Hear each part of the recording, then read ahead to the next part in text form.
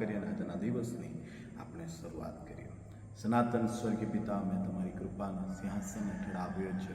આજના દિવસ જે ઉત્તમ ભાગ મારા માટે ઠરાવ્યો છે એના માટે અમે તમારા નામને ધન્ય કહીએ છીએ. આજના દિવસની શરૂઆત કરીએ એના પહેલાં પ્રભુ તારા વચનની આગળ અમે જ્યારે નમીએ છીએ ત્યારે પરમેશ્વર તારા વચનથી અમને તૃપ્ત કર. આજના દિવસ માટે ઉત્તમ માર્ગ આપ અને આજના વચનને આશીર્વાદિત કરે એવી કૃપા માંગીએ છીએ. ફરી આજના દિવસને, દૈનિક વચનના ભાગને દરેક સાંભળનારાઓ પર તમારી કૃપા રાખો અને મહિમા વિશ્વ પ્રભુના નામથી માંગીએ છીએ. આવો પિત્તરનો પહેલો પત્ર અને એનો 4થો અધ્યાય અને એનું 10 વચન આજે સવારે આપણે સામે લઈએ કે પ્રભુ તેની કૃપા આપે અને વચનનો ભાગ આપણા જીવનોને નવી ઉત્થાન પૂરી પાડે. કારણ એ છે મારા પ્રિયો, જ્યારે બાઇબલના વચન આધાર પર પૃથ્વી પરની મુસાફરીમાં આપણે જીવી રહ્યા છીએ ત્યારે એક વચનનો આધાર, જેમ પાઉલ કહે છે તેમ નિશાના ભણી દોડતો ચાલ્યો જાવ છે. વચન આપણી સામે હોવું જોઈએ. તો આવો નમીએ અને વચન કહે છે પિત્તરનો પહેલો પત્ર અને એનો 4થો અધ્યાય અને એનું 10 વચન આ પ્રમાણે દર્શાવે છે કે દરેકને જે કૃપાદાન મળ્યું એકબીજાની સેવા કરવામાં દેવની અનેક પ્રકારની કૃપાના સારા કારભારીઓ તરીકે વાપરવું.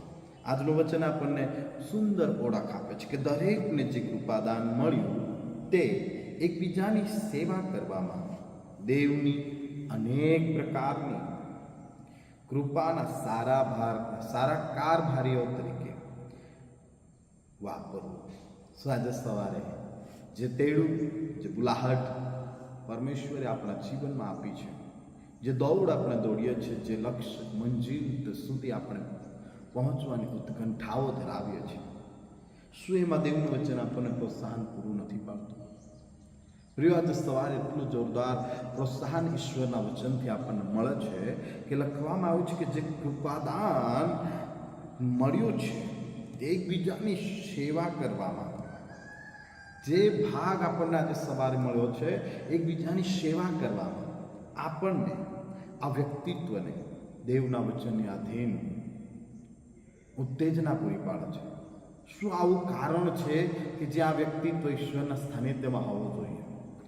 પ્રિયો, આજના વહેલી સવારે ઈશ્વરના સાનિધ્યમાં જ્યારે નમીએ છીએ ત્યારે બાઇબલના પરમેશ્વરના વચન આધાર પર પ્રિયો આપણને દેવનું વચન આહ્વાન પૂરું પાડે છે. એનું કારણ છે કે જે ભાગ આપણને મળ્યો છે એ દેવ એકબીજાની સેવામાં આપણે ઉપયોગી બનવાનું છે. આ તેડું, આ જીવન, નવી સવાર, નવા દિવસની શરૂઆત, જે કૃપાદાન આપણામાં છે એ દેવની અનેક પ્રકારની કૃપાના સારા કારભારીઓ તરીકે આપણે ઉપયોગમાં આવવાનું છે. પાઉલ આ બાબતની ઓળખ આપતા આ બાબતનું વલણ સામે મૂકે છે કે મને વિશ્વાસુ ગણીને તેણે પોતાની સેવામાં દાખલ કર્યો છે. તો પ્રિય, આજે પહેલી બાબત આપણને જે કૃપાદાન મળ્યું છે ને એ આપણને વિશ્વાસુ ગણીને તેણે દાખલ કર્યા છે, માટે આ કૃપાદાન આપણને મળ્યું છે. આજ વહેલી સવારે જ્યારે જે ભાગને લઈને આપણે ઈશ્વરના સાનિધ્યમાં છે ત્યાં દેવનું વચન આપણને આહ્વાન પૂરું પાડે છે કે પાઉલ કહે છે કે વિશ્વાસુ ગણીને આપણને તેની પોતાની સેવામાં દાખલ કર્યા છે.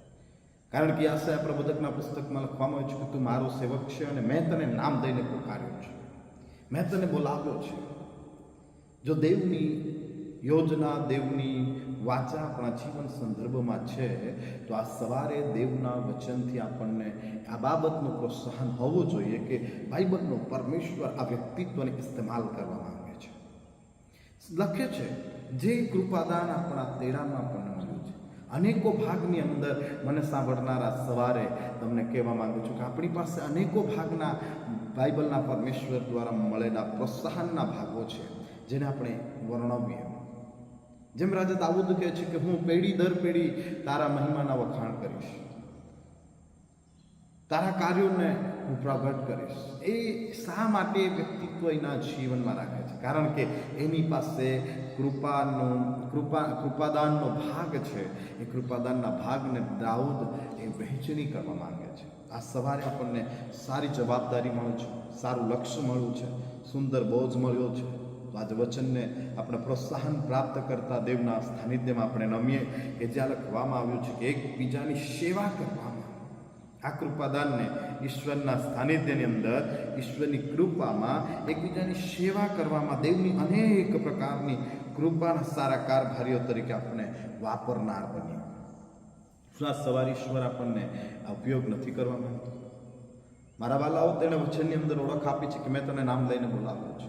તું જા, તું જઈશ, હું તને ત્યાં બોલવા માટે શબ્દો પૂરો કરીશ, તને ઉચ્ચારણા કરવા માટે હું ત્યાં તને વચન આપીશ.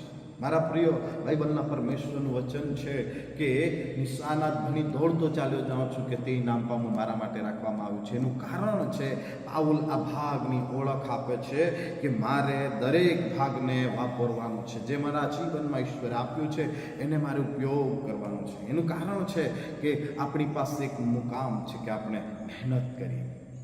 આ સવારે દેવના વચનથી તમને ઉત્તેજના મળે માટે કહેવા માંગુ છું કે પિત્તર આ ભાગની ઓળખ આપે છે કે દેવ જેવો તમારો તેડનારો પવિત્ર છે તેવા તમે પવિત્ર બનો. આ સવારે આપણે સાધારણ વ્યક્તિ નથી. આ સવારે પોતામાં હિંમત જુટાવતા આપણે આ બાબતની વલણ તરફ આગળ આવીએ કે દેવ આપણા જીવનમાં પોતાની મહિમા પ્રગટ કરવા માંગે છે. અને બાઇબલના વચન આધારે આપણે સાધારણ નહીં, રિજેક્ટેડ નહીં, નકારેલા નહીં, પડી ગયેલા નહીં, તરસોડાયેલા નહીં, પણ બાઇબલના વચન પ્રમાણે જે કૃપાદાન મળ્યું છે એને સારા કારભારી તરીકે ઉપયોગમાં લાવનાર બને. આપણે કોઈ પણ ક્ષેત્રમાં, ગુજરાતના કોઈ પણ વિસ્તારમાં કેમ ન હોઈએ, પણ આજ સવારે દેવના વચનથી તમને કહેવા માંગુ છું કે જે જીવન ઈશ્વરે આપણને પૂરું પાડ્યું છે, આ જીવન સારા કારભારી તરીકે ઉપયોગમાં લાવીએ કે જેથી કરીને આ ઉપયોગિતા ઘણા લોકોના માટે જીવનનો પંથ બનશે, જીવનનો અંશ બનશે અને જીવનનો આધાર બનશે. તો આજ સવારે દેવના વચનથી આપણે પોતાને ઉત્તેજિત કરી શકીએ છીએ.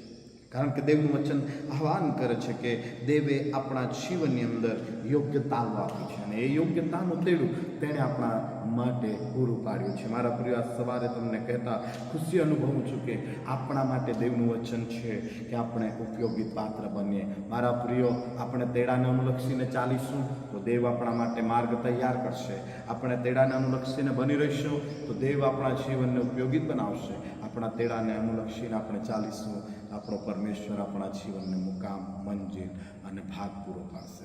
આજના વચનથી પ્રભુ આપ સર્વને આશીર્વાદિત કરો અને આજના વચન દ્વારા આપણે સર્વદેવની મહિમાનું કારણ બની. આવો પ્રાર્થનામાં જોડાઈએ અને આજ સવારે ઈશ્વરની સ્તુતિ કરતા તેના સાનિધ્યમાં જઈએ. પ્રેમાળ પિતા, અમે આજના વચન માટે આભાર માન્ય છે, આજના દિવસ માટે આભાર માન્ય છે.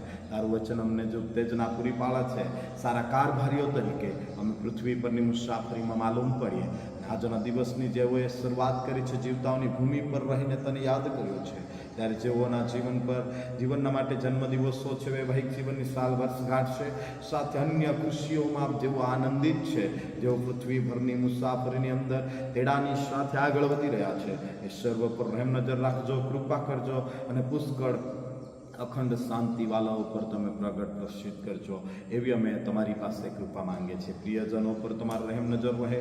આજના દિવસ પર સાંભળનાર, બોલનાર સર્વ આશીર્વાદિત થાય અને આજના દિવસની સર્વ આશીષો, બરકતો તમે અમને આપો એવી કૃપા માંગતા ઈસુ પ્રભુના નામથી માંગીએ છીએ. આમેન. આપ સર્વને પ્રભુ ઈસુ ખ્રિસ્તના નામમાં પ્રેમી સલામ. જય મસીહ કી. Praise the lord. આમેન.